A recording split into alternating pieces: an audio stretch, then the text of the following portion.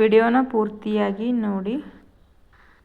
Hello, welcome back to Priya cooking YouTube channel. ಇವತ್ತಿನ recipe ಏನು ಮಾಡೋದು ಅಂತ ನೋಡ್ಕೊಂಡು ಬರೋಣ ಬನ್ನಿ. ಇವತ್ತು ನಾನು ಕೆಂಪು ಜೋಳದ ಕಡುಬು ಹಾಕಿ ಕೆಂಪು ಚಟ್ನಿ ಮಾಡ್ತಾಯಿದ್ದೀನಿ. ಉತ್ತರ ಕರ್ನಾಟಕ ಸ್ಪೆಷಲ್ ಇವತ್ತು. ಈ ಕಡೆ ತುಂಬ ಜನ ಮಾಡ್ತಾರೆ ಇದನ್ನು ಯಾರಿಗೆ ಇಷ್ಟ ಅಂತ ಕಮೆಂಟ್ ಮಾಡಿರಿ, ಹಾಗೆ ಲೈಕ್ ಕೊಡಿರಿ. ಈ ವಿಡಿಯೋನ ಇಷ್ಟ ಆಗ್ತೈತಿ ಅಂದ್ಕೊಂಡಿದ್ದೀನಿ. ಇದನ್ನು ಯಾವ ರೀತಿ ಮಾಡೋದು ಅಂತ ನೋಡಿ. ನಾನು ಇಲ್ಲಿ ಜೋಳನ ಗಿರಣಿಗೆ ಹಾಕಿಸ್ಬಿಟ್ಟು ತೊಗೊಂಡು ಬಂದಿದ್ದೀನಿ. ಹಾಗೆ ಅದನ್ನು ಚಾಣಿಸ್ಕೊಂಡು ಈ ರೀತಿಯಾಗಿ ನೀರಿನಲ್ಲಿ ಸ್ವಲ್ಪ ಉಪ್ಪು ಹಾಕಿಬಿಟ್ಟು, ನೀರಿನಲ್ಲಿ ಹಾಕಿರಿ ಅಥವಾ ಹಿಟ್ಟಲ್ಲಿ ಹಾಕ್ಕೊಂಡ್ಬಿಟ್ರಿ ನಡಿತೈತಿ. ಎರಡು ಉಪ್ಪು ಹಾಕಿಬಿಟ್ಟು ಈ ರೀತಿ ನೀಟಾಗಿ ಕಲಿಸ್ಬೇಕು. ಯಾಕಂದರೆ ಇದು ಹಿಟ್ಟು ಜಿಗುಟು ಇರುತ್ತೆ, ಅಂದರೆ ಜಿಗಿ ಜಾಸ್ತಿ ಇರುತ್ತೆ. ಇದಕ್ಕೇನು ಬಿಸಿ ನೀರು ಹಾಕುವ ಅವಶ್ಯಕತೆ ಇಲ್ಲ, ತಣ್ಣೀರಿನಲ್ಲೇ ಕಲಿಸ್ಕೊಂಡ್ರೆ ನಡಿತೈತಿ. ಇವಾಗ ನೀಟಾಗಿ ಸ್ವಲ್ಪ ನೀರು ಹಾಕಿಬಿಟ್ಟು ಕಲಿಸ್ಕೊಳ್ಳೋಣ. ಜಾಸ್ತಿ ನೀರು ಹಾಕಿಬಿಟ್ರೆ ಅಳಸಾಗಿಬಿಡ್ತೈತಿ. ಸೊ ಗಟ್ಟಿನೂ ಆಗಿರಬಾರ್ದು, ಅಳಸಾಗಿರಬಾರ್ದು, ಮೀಡಿಯಮಲ್ಲಿ ಇರಬೇಕು. ಆ ರೀತಿಯಾಗಿ ಕಲಿಸ್ಬೇಕು. ಈಗ ನೋಡ್ತಿರ್ಬೋದು ನೀವು ಹಿಟ್ಟು ಕೆಳಗಡೆ ಎಷ್ಟು ಅಂಟ್ಕೊಂಡಿದೆ ಹಿಟ್ಟು ಅಂತ. ಈ ರೀತಿ ಅಂಟ್ಕೊಳ್ಳುತ್ತೆ ಕೈಗೆ ಅಥವಾ ಇದಕ್ಕೆ. ಸೊ ನೋಡಿಬಿಟ್ಟು ಕಲಿಸ್ಕೊಳ್ಳಿ ಈ ರೀತಿಯಾಗಿ. ಇವಾಗ ಉಂಡೆಗಳನ್ನು ಮಾಡ್ಕೊಳ್ಳೋಣ. ಇವಾಗ ನೀಟಾಗಿ ಕಲಿಸೋದಾಯಿತು. ಇವಾಗ ಕೈನ ಕ್ಲೀನಾಗಿ ಮಾಡಿಬಿಟ್ಟು ಉಂಡೆಗಳನ್ನು ಕಲಿಸ್ಕೊಳ್ಳೋಣ. ಇವಾಗ ಹಿಟ್ಟು ರೆಡಿಯಾಗಿದೆ ನೋಡ್ತಿರ್ಬೋದು ನೀವು. ಕೈಗೆ ಒಂದು ಸ್ವಲ್ಪ ಎಣ್ಣೆ ಹಚ್ಕೊಂಡ್ಬಿಟ್ಟು ಮತ್ತೆ ನಾನು ಹಿಟ್ಟು ಮಿದ್ದಿಟ್ಟಿದ್ದೀನಿ. ಇವಾಗ ತವಿ ಇಟ್ಟು ಒಂದು ಚಾಣಿ ಇಟ್ಟು ಅದರಲ್ಲಿ ನೀರು ಹಾಕಿಬಿಟ್ಟಿದ್ದೀನಿ. ಎಷ್ಟು ಬೇಕಷ್ಟು ನೀರು ಹಾಕ್ಕೊಳ್ಳೋಣ. ಹಾಗೆ ನೀವು ಒಂದು ಬೌಲಲ್ಲಿ ಅಥವಾ ಪಾತ್ರೆಯಲ್ಲಿ ಇಟ್ಕೊಂಡು ಸಿಪ್ಪೆ ಹಾಕ್ಕೋಬೇಕು. ಯಾವುದಾದ್ರೂ ಅಂದ್ರೆ ಕಬ್ಬಿಂದು ಅಥವಾ ಜೋಳದ್ದು ಇರ್ತೈತಲ್ಲ, ದಂಟನ್ನು ಕಟ್ ಮಾಡಿಬಿಟ್ಟು ಹಾಕ್ಕೊಂಡು ಅದರಲ್ಲಿ ಹಾಕ್ಕೊಂಡು ಮಾಡಿದ್ರೆ ಟೇಸ್ಟಿಯಾಗಿ ಬರ್ತಾವೆ. ನನ್ನ ಹತ್ರ ಅದು ಇಲ್ಲ, ಸೊ ನಾನು ಇವಾಗ ಇದರಲ್ಲೇ ಚಾಣಿಯಲ್ಲಿ ಮಾಡ್ಕೋತಾ ಇದ್ದೀನಿ. ಇವಾಗ ಸ್ವಲ್ಪ ಕೈಗೆ ಎಣ್ಣೆ ಹಚ್ಕೊಂಡ್ಬಿಟ್ಟು ಉಂಡೆಗಳನ್ನು ಮಾಡ್ಕೊಳ್ಳೋಕ್ಕೆ ಹಿಟ್ಟು ಕಡ್ದಿಡ್ತಾ ಇದ್ದೀನಿ. ಈ ರೀತಿಯಾಗಿ ನೀವು ಚಿಕ್ಕದಾಗಿನೂ ಮಾಡ್ಕೋಬೋದು. ಭಾಳ ಚಿಕ್ಕದಿಲ್ಲ, ಇದು ಮೀಡಿಯಮ್ ಆಗಿದೆ. ದಪ್ಪ ಆಗಿದ್ರೆ ಹಿಟ್ಟು ಒಳಗೆ ಹಸಿ ಇರೋ ಚಾನ್ಸಸ್ ಇರ್ತೈತಿ. ಹಾಗೆ ಕಡಿಮೆ ಸಣ್ಣದಾಗಿದ್ದರೆ ಭಾಳ ಲೇಟ್ ಆಗಿಬಿಡ್ತೈತಿ. ಸೊ ಮೀಡಿಯಮ್ ಆಗಿ ಕಟ್ ಮಾಡಿಕೊಂಡು ಈ ರೀತಿಯಾಗಿ ಇಟ್ಕೊಳ್ಳೋಣ. ಇದೇ ರೀತಿ ಎಲ್ಲನೂ ಮಾಡಿ ಹಾಗೆ ರೌಂಡ್ ಶೇಪಲ್ಲಿ ಉಂಡೆ ಮಾಡಿ ಇಟ್ಕೊಳ್ಳೋಣ.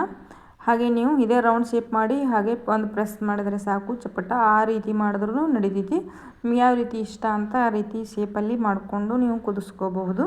ನಾನು ರೌಂಡ್ ಶೇಪಲ್ಲಿ ಮಾಡ್ತಾಯಿದ್ದೀನಿ ಎಲ್ಲನೂ. ಈ ರೀತಿಯಾಗಿ ಎಲ್ಲ ರೌಂಡ್ ಮಾಡಿಬಿಟ್ಟು ಹಾಕ್ಕೊಳ್ಳೋಣ. ಯಾಕೆಂದರೆ ಒಂದೇ ಸತಿ ಹಾಕಿದರೆ ನೀಟಾಗಿ ಕುದೀತಾವೆ. ಇವಾಗ ನೋಡ್ತಿರ್ಬೋದು ನೀವು. ಸ್ವಲ್ಪನೇ ಕೈಗೆ ಎಣ್ಣೆ ಹಾಕ್ಕೊಳ್ಳಿ. ಹಾಗೆ ಹಿಟ್ಟು ಕೈಗೆ ಅಂಟ್ಕೋಬಾರ್ದು ಅಂತ ಸ್ವಲ್ಪ ಎಣ್ಣೆ ಹಚ್ಕೊಂಡು ಮಾಡ್ಕೋಬೋದು. ಸ್ವಲ್ಪನೇ ಆವಾಗವಾಗ 4-5 ಉಂಡೆ ಆದಮೇಲೆ ಕೈಗೆ ಹಿಟ್ಟು ಅಂಟ್ಕೊಳ್ಳೋ ಗೊತ್ತಾಗುತ್ತೆ ನಿಮಗೆ. ಆ ರೀತಿ ಆದಾಗ ಇದೇ ರೀತಿ ಮಾಡಿ ಇಟ್ಕೊಳ್ಳೋಣ ಎಲ್ಲ ರೌಂಡಾಗಿ.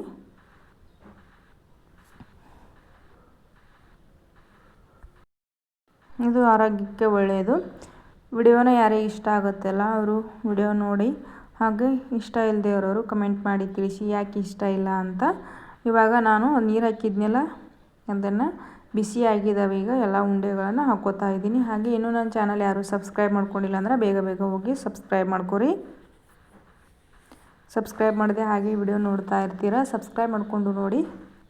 ಈಗ ಅಷ್ಟು ಉಂಡೆಗಳನ್ನು ಹಾಕ್ಕೊಂಡ್ಬಿಟ್ಟು ತೋರಿಸ್ತಾ ಇದ್ದೀನಿ, ನೋಡ್ತಿರ್ಬೋದು ನೀವು. ಹಾಗೆ ಒಂದು 10-15 ನಿಮಿಷ ಮೀಡಿಯಮ್ ಫ್ಲೇಮ್ ಇಟ್ಟುಕೊಂಡು ಗ್ಯಾಸನ್ನು ಆನ್ ಮಾಡಿ ಮೀಡಿಯಮ್ ಫ್ಲೇಮಲ್ಲಿ ಇಟ್ಕೊಂಡು ಕುದಿಸ್ಕೋಬೋದು ನೀವು. ಇದು ಕಲರ್ ಚೇಂಜ್ ಆಗ್ತೈತಿ, ಗೊತ್ತೇ ಆಗ್ಬಿಡ್ತೈತಿ. ಸೊ ನಿಮಗೆ ಆವಾಗ ರೆಡ್ ಸ್ವಲ್ಪ ಇದಕ್ಕಿಂತ ರೆಡ್ ಕಲರ್ ಬರ್ತೈತಿ.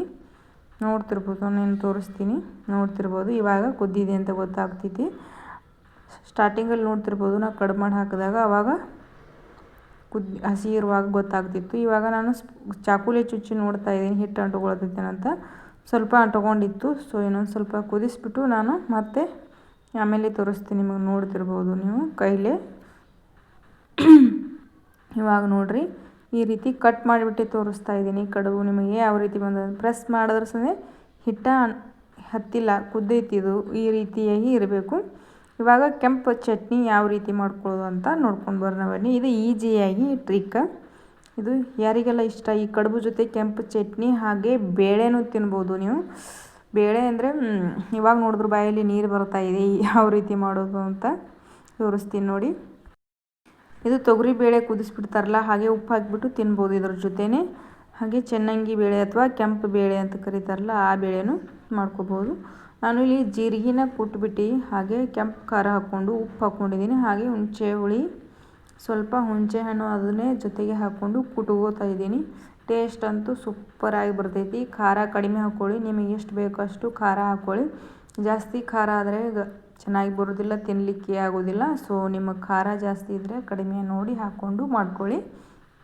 ಇವಾಗ ನಾನು ಎಲ್ಲ ಕುಟ್ಬಿಟ್ಟು ಈಗ ಈರುಳ್ಳಿ ಹಾಕೋತಾ ಇದ್ದೀನಿ, ಅಂದರೆ ಉಳ್ಳಾಗಡ್ಡಿ ಹಾಕೋತಾ ಇದ್ದೀನಿ. ಉಳ್ಳಾಗಡ್ಡಿನೂ ನೋಡ್ಕೊಂಡು ಕಟ್ ಮಾಡಿ, ದಪ್ಪನೂ ಇರಬಾರ್ದು, ಸಣ್ಣದಾಗಿನೂ ಇರಬಾರ್ದು, ಮೀಡಿಯಮಾಗಿ ಕಟ್ ಮಾಡಿ. ದಪ್ಪಾಗಿದ್ದರೆ ಹಾಗೆ ಉಳಿದ್ಬಿಡ್ತೈತಿ, ಸಣ್ಣದಾಗಿದ್ದರೆ ಪೇಸ್ಟ್ ಆಗಿಬಿಡ್ತೈತಿ, ಮೀಡಿಯಮ್ ಇದ್ದರೆ ಉಳ್ಕೋತಾ ಇರ್ತೈತಿ. ಸೊ ಆ ರೀತಿ ಮಾಡಿ ಇವಾಗ ಎಲ್ಲ ಮಿಕ್ಸ್ ಮಾಡಿ ಕುಟ್ಕೋತಾ ಇದ್ದೀನಿ. ಸೂಪರಾಗಿ ಬರ್ತೈತಿ. ಈ ರೀತಿ ಚಟ್ನಿ ನೀವು ಮಾಡ್ಕೋಬೋದು ಮನೆಯಲ್ಲೇ, ಇಷ್ಟ ಆಗಿಬಿಡ್ತೈತಿ. ಈ ಕಡುಬು ಚಟ್ನಿ ಹಾಗೆ ಬೇಳೆ ಹಾಕ್ಕೊಂಡು ಉಂಡ್ರೆ ಸಖತ್ತಾಗಿರ್ತೈತಿ. ಯಾರಿಗೆಲ್ಲ ಈ ರೆಸಿಪಿ ಇಷ್ಟ ಅಂತ ಕಮೆಂಟ್ ಮಾಡಿರಿ ನಿಮಗೂ. ಹಾಗೆ ನೆಕ್ಸ್ಟ್ ಮತ್ತೊಂದು ಕಡುಬು ರೆಸಿಪಿ ಮಾಡಿ ತೋರಿಸ್ತೀನಿ, ಹಾಗೆ ಕಮೆಂಟ್ ಮಾಡಿರಿ ನನಗೆ. ಹಾಗೆ ಸಪೋರ್ಟ್ ಮಾಡ್ತಾಯಿರಿ. ನೋಡ್ತಿರ್ಬೋದು ಚಟ್ನಿ ಎಷ್ಟು ಸೂಪರಾಗಿ ಬಂದಿದೆ, ಎಷ್ಟು ಚೆನ್ನಾಗಿ ಬಂದಿದೆ ಅಂತ. ಈ ರೀತಿಯಾಗಿ ನೀವು ಟ್ರೈ ಮಾಡಿ ಮನೆಯಲ್ಲೇ. ಇವಾಗ ಚಟ್ನಿ ಎಲ್ಲ ರೆಡಿಯಾಗಿದೆ. ನೀವು ಲಾಸ್ಟಲ್ಲಿ ಕೊತ್ತಂಬರಿ ಸೊಪ್ಪಿದ್ರೆ ಆ್ಯಡ್ ಮಾಡ್ಕೊಳ್ಳಿ. ನನ್ನ ಹತ್ರ ಇಲ್ಲ, ನಾನು ಆ್ಯಡ್ ಮಾಡ್ಕೋತಾ ಇಲ್ಲ. ಇವಾಗ ತೆಗೆದು ತೋರಿಸ್ತಾ ಇದ್ದೀನಿ ನೋಡಿ ಎಷ್ಟು ಚೆನ್ನಾಗಿ ಬಂದಿದೆ ಅಂತ. ನೋಡ್ತಿರ್ಬೋದು ನೀವು. ಈ ರೀತಿಯಾಗಿ ಸಖತ್ತಾಗಿರ್ತೈತಿ. ಈ ರೀತಿ ಟ್ರೈ ಮಾಡಿಕೊಂಡು ತಿನ್ನಿ ನೀವು. ಈ ವಿಡಿಯೋನ ಇಷ್ಟ ಆದರೆ ಲೈಕ್ ಮಾಡಿ, ಶೇರ್ ಮಾಡಿ, ಹಾಗೆ ಹೊಸದಾಗಿ ನೋಡೋರು ಸಬ್ಸ್ಕ್ರೈಬ್ ಮಾಡಿಕೊಂಡು ನೋಡಿ. Thank you for watching.